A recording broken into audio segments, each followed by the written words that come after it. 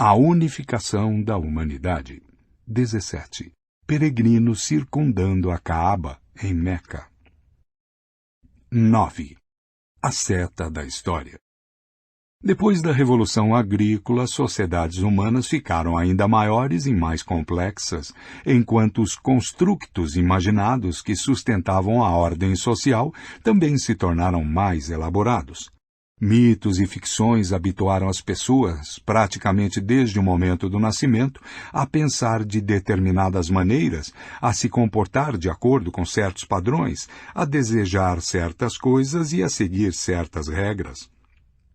Dessa forma, criaram instintos artificiais que permitiram que milhões de estranhos cooperassem de maneira efetiva. Essa rede de instintos artificiais é chamada de cultura.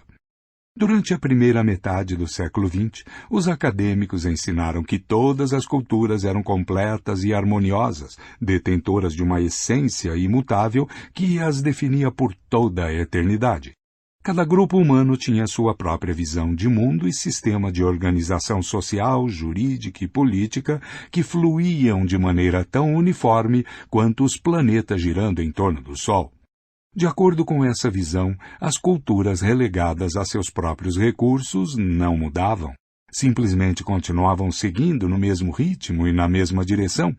Apenas uma força externa poderia mudá-las. Assim, antropólogos, historiadores e políticos falavam de cultura samoana ou de cultura tasmaniana, como se as mesmas crenças, normas e valores tivessem caracterizado os samoanos e tasmanianos desde o início dos tempos. Hoje, a maioria dos estudiosos de cultura concluiu que, na verdade, acontece o oposto. Cada cultura tem crenças, normas e valores característicos, mas estes estão em transformação constante. A cultura pode se transformar em resposta a mudanças em seu ambiente ou por meio da interação com culturas vizinhas, mas também passa por transições decorrentes de sua própria dinâmica interna.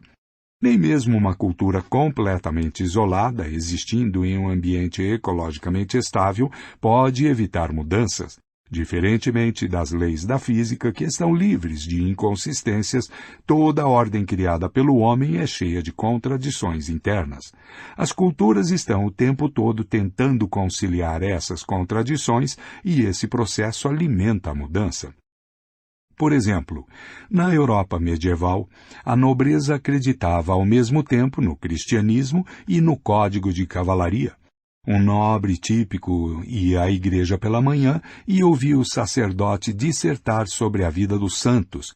Vaidade das vaidades, dizia o pregador. Tudo é vaidade, riquezas, luxúria e honra são tentações perigosas. É preciso superá-las e seguir os passos de Cristo, ser dócil como Ele, evitar violência e extravagâncias e, se atacado, simplesmente oferecer a outra face. Voltando para casa, num humor tranquilo e reflexivo, o nobre vestia suas melhores sedas e ia a um banquete no castelo de seu soberano.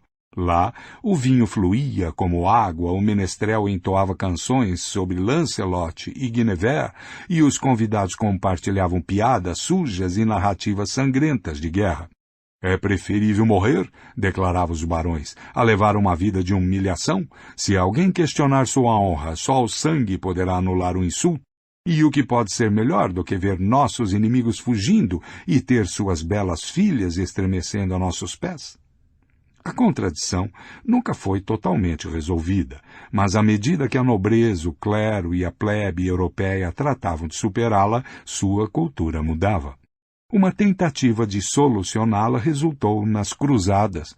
Durante a cruzada, os cavaleiros podiam demonstrar de um só golpe suas proezas militares e sua devoção religiosa.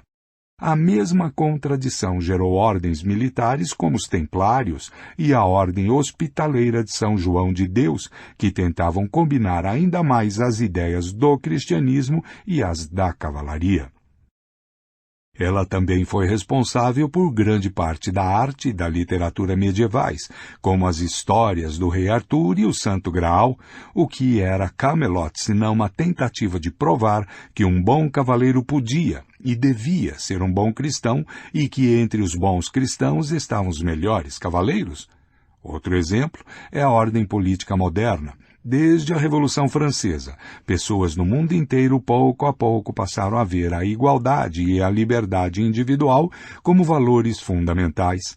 Mas os dois valores são contraditórios. A igualdade só pode ser assegurada se forem diminuídas as liberdades daqueles que estão em melhores condições. Garantir que cada indivíduo seja livre para fazer o que desejar, inevitavelmente compromete a igualdade.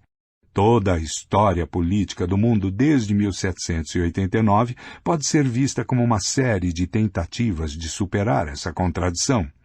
Qualquer um que tenha lido um romance de Charles Dickens sabe que os regimes liberais da Europa do século XIX davam prioridade à liberdade individual, mesmo que isso significasse jogar famílias insolventes na prisão e dar aos órfãos pouca escolha, além de se juntar a grupos de batedores de carteiras. Qualquer um que tenha lido um romance de Alexander Solzhenitsyn sabe que o ideal igualitário do comunismo produziu tiranias cruéis que tentaram controlar todos os aspectos da vida cotidiana. A política contemporânea dos Estados Unidos também gira em torno dessa contradição.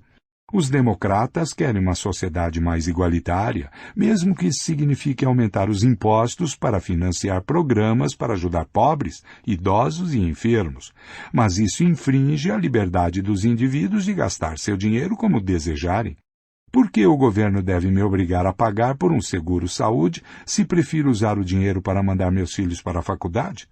Os republicanos, por outro lado, querem ampliar a liberdade individual, mesmo que isso signifique que o abismo entre a renda dos ricos e a dos pobres aumentará ainda mais e que um grande número de cidadãos norte-americanos não terá condições de pagar pelo seguro-saúde. Assim como a cultura europeia medieval não conseguiu conciliar o código de cavalaria e o cristianismo, o mundo moderno não consegue conciliar liberdade e igualdade. Mas isso não é um defeito. Tais contradições são inerentes a toda a cultura humana. Na verdade, são aquilo que move a cultura, responsáveis pela criatividade e dinamismo da nossa espécie. Da mesma forma que duas notas musicais discordantes tocadas ao mesmo tempo colocam em movimento uma composição musical, a dissonância em nossos pensamentos, ideias e valores nos compele a pensar, reavaliar e criticar. A consistência é o parque de diversões das mentes entorpecidas. Se tensões, conflitos e dilemas irremediáveis são o tempero de todas as culturas, um ser humano pertencente a qualquer cultura específica deve ter crenças contraditórias e ser dilacerado por valores incompatíveis. É uma característica tão essencial a qualquer cultura que até recebeu um nome: dissonância cognitiva. A dissonância cognitiva é, com frequência, considerada uma falha da psique humana. Na verdade, trata-se de uma qualidade vital. Se as pessoas não fossem capazes de ter crenças e valores contraditórios, provavelmente seria impossível construir e manter qualquer cultura humana. Se um cristão, digamos, realmente quiser entender realmente os muçulmanos, que frequentam aquela mesquita perto da sua casa, ele não deveria procurar por um conjunto imaculado de valores que todos os muçulmanos prezam. Em vez disso, deveria investigar os impasses da cultura muçulmana, aqueles lugares em que as regras estão sendo combatidas e os padrões estão em disputa. É exatamente no ponto em que os muçulmanos oscilam entre dois fundamentos que é possível entendê-los melhor. O satélite de espionagem. As culturas humanas estão em constante fluxo, mas esse fluxo é completamente aleatório ou segue algum padrão geral? Em outras palavras, a história tem uma direção? A resposta é sim. No decorrer dos milênios, culturas pequenas e simples se aglutinaram gradualmente, formando civilizações maiores e mais complexas, de modo que existem no mundo cada vez mais megaculturas, sendo cada uma delas maior e mais complexa. Trata-se, é claro, de uma generalização grosseira, aplicada apenas em nível macro. Em nível micro, ao que parece, para cada grupo de culturas que se aglutina em uma megacultura, existe uma megacultura que se desmembra. O Império Mongol se expandiu e dominou uma enorme faixa da Ásia e até mesmo partes da Europa, e depois se fragmentou. O cristianismo converteu milhões de pessoas ao mesmo tempo que se ramificou em inúmeras seitas. A língua latina se espalhou pelo oeste e centro da Europa e então se dividiu em dialetos locais que acabaram se transformando em idiomas nacionais. Mas essas rupturas são inversões temporárias em uma tendência inexorável rumo à unidade. Entender a direção da história é, na verdade, uma questão de perspectiva privilegiada. Quando nos distanciamos e temos uma visão panorâmica da história, examinando desenvolvimentos em termos de décadas ou séculos, é difícil dizer se a história avança rumo à unidade ou à diversidade. No entanto, para entender processos de longo prazo, esse tipo de visão panorâmica é míope demais. Faríamos melhor em adotar, isso sim, a visão de um satélite de espionagem, que analisa milênios em vez de séculos. De um ponto de observação desses, fica nítido que a história está se movimentando incessantemente rumo à unidade. A ramificação do cristianismo e a queda do Império Mongol são apenas quebra-molas na autoestrada da história. A melhor forma de avaliar a direção geral da história é contar o número de mundos humanos distintos que coexistiram em um dado momento no planeta Terra.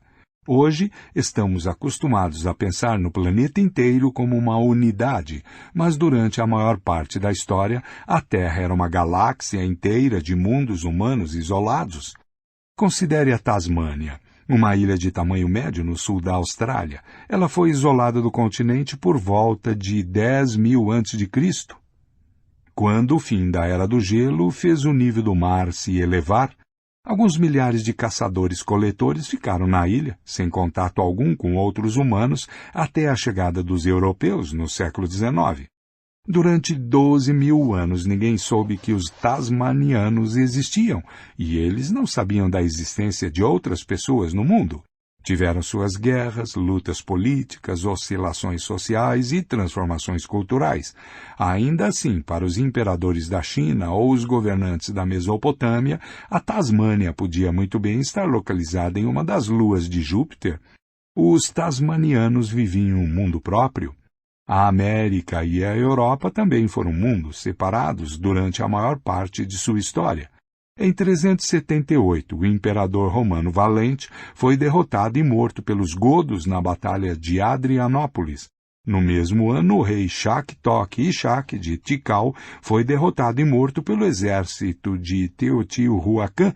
Tikal era uma cidade-estado maia importante, e Teotihuacan era a maior cidade da América, com quase 250.000 habitantes. Era a maior cidade da América, com quase 250.000 habitantes, da mesma ordem de magnitude de sua contemporânea Roma. Não houve absolutamente nenhuma ligação entre a queda de Roma e a ascensão de Teotihuacan. Roma podia muito bem se localizar em Marte e Teotihuacan em Vênus. Quantos mundos diferentes coexistiram na Terra? Por volta de 10.000 a.C., nosso planeta continha milhares deles. Em 2000 a.C., o número diminuiu para centenas, no máximo alguns poucos milhares. Em 1450, o número caiu ainda mais drasticamente.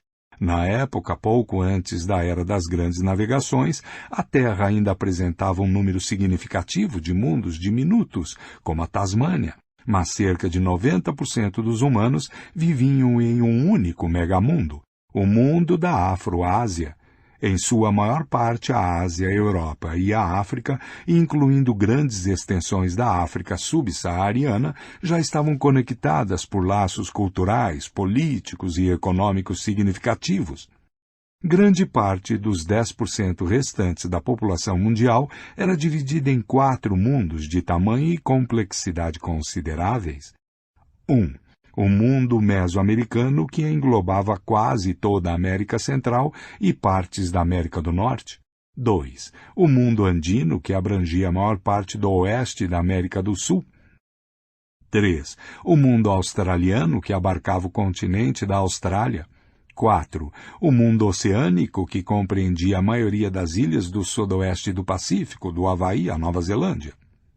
Durante os 300 anos seguintes, o gigante afro-asiático engoliu todos os outros mundos, consumiu o mundo mesoamericano em 1521, quando os espanhóis conquistaram o Império Azteca, deu a primeira mordida no mundo oceânico no mesmo período, durante a circunnavegação de Fernão de Magalhães pelo globo, e logo depois completou sua conquista.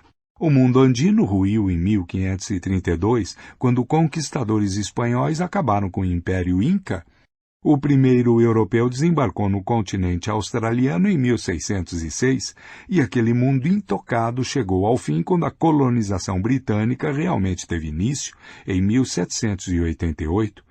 15 anos depois, os bretões fundaram a primeira colônia na Tasmânia, trazendo assim o último mundo humano autônomo para a esfera da influência afroasiática. O gigante afroasiático levou vários séculos para digerir tudo o que havia engolido, mas o processo era irreversível. Hoje, quase todos os humanos partilham do mesmo sistema geopolítico. O planeta inteiro está dividido em estados reconhecidos internacionalmente, do mesmo sistema econômico. As forças do mercado capitalista moldam até mesmo os rincões mais remotos do globo. Do mesmo sistema jurídico, as leis internacionais e os direitos humanos são válidos em todos os lugares, pelo menos em teoria. E do mesmo sistema científico.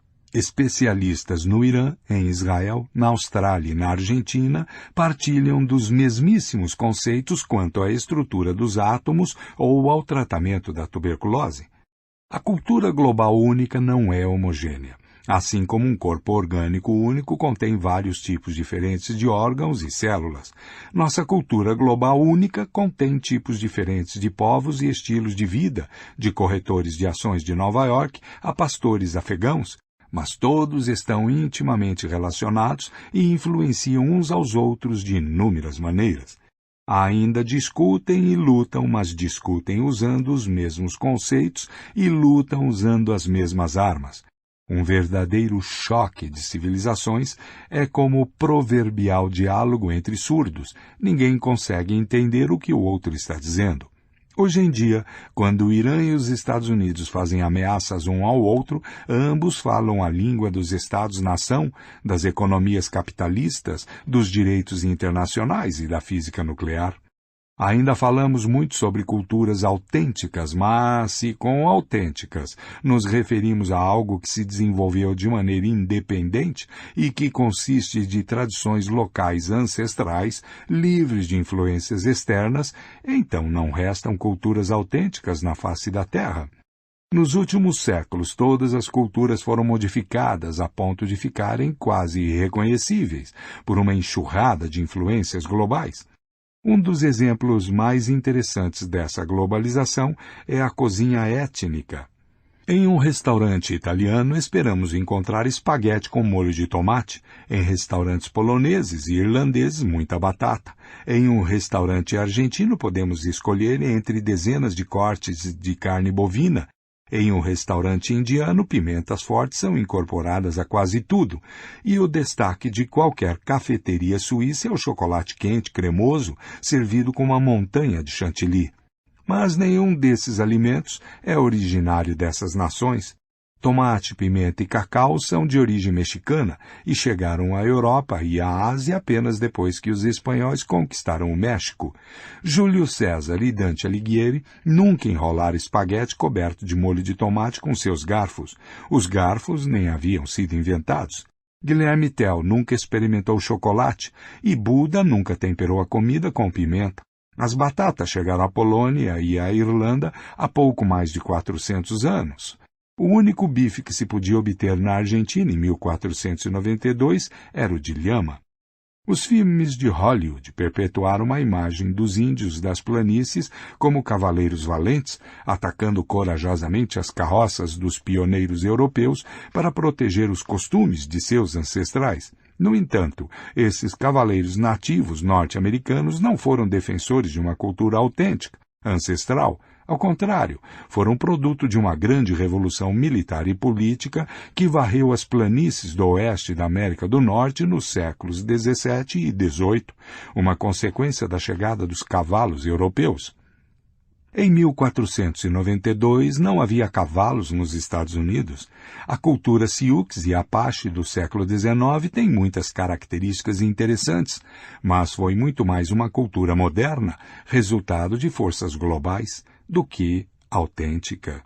A visão global. De uma perspectiva prática, o estágio mais importante do processo de unificação global ocorreu nos últimos séculos, quando os impérios cresceram e o comércio se intensificou.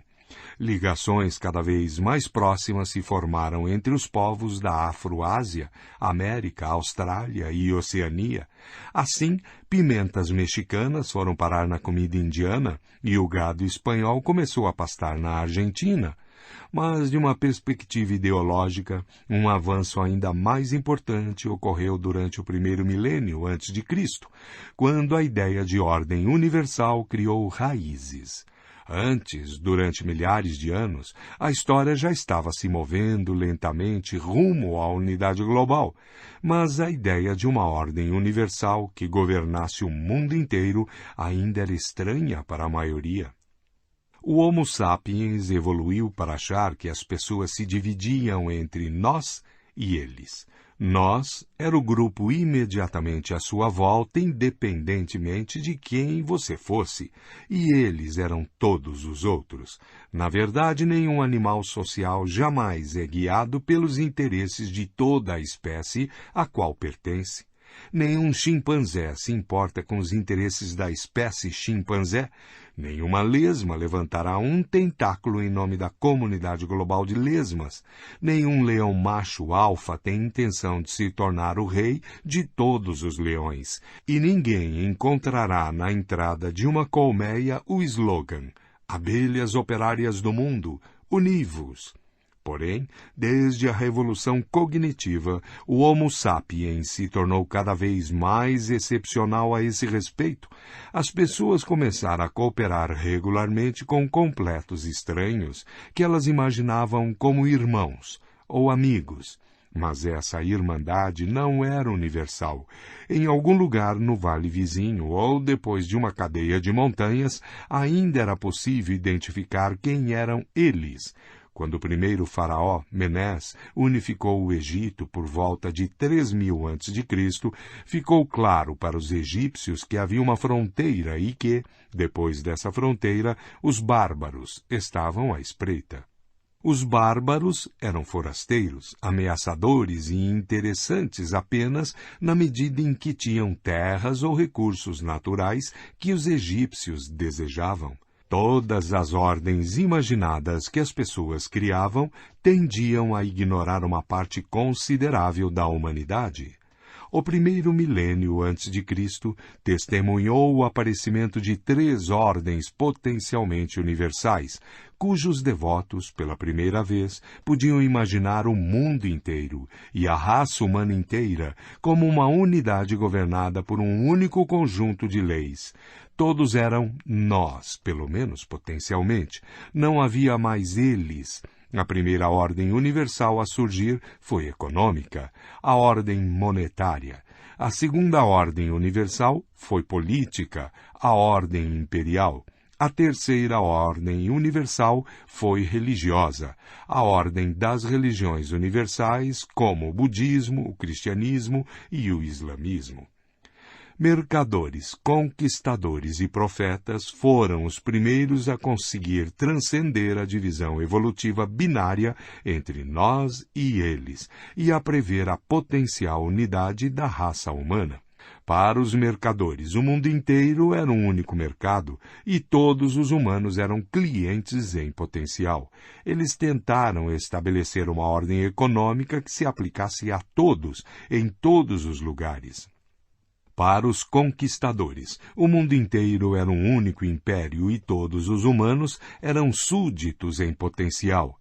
E para os profetas, o mundo inteiro carregava uma verdade única e todos os humanos eram crentes em potencial. Eles também tentaram estabelecer uma ordem que se aplicasse a todos em todos os lugares. Durante os últimos milênios, as pessoas fizeram cada vez mais tentativas ambiciosas de concretizar essa visão global. Os 3 capítulos a seguir discutem como o dinheiro, os impérios e as religiões universais se espalharam e como assentaram as bases do mundo unificado de hoje. Começamos com a história do maior conquistador de todos os tempos, um conquistador imbuído de extrema tolerância e capacidade de adaptação, que transformou, assim, as pessoas em discípulos fervorosos. Esse conquistador é o dinheiro. Pessoas que não acreditam no mesmo Deus nem obedecem ao mesmo rei estão mais do que dispostas a utilizar o mesmo dinheiro. Osama Bin Laden, apesar de todo o ódio pela cultura, religião e política norte-americanas, adorava dólares. Como o dinheiro teve êxito, onde deuses e reis fracassaram.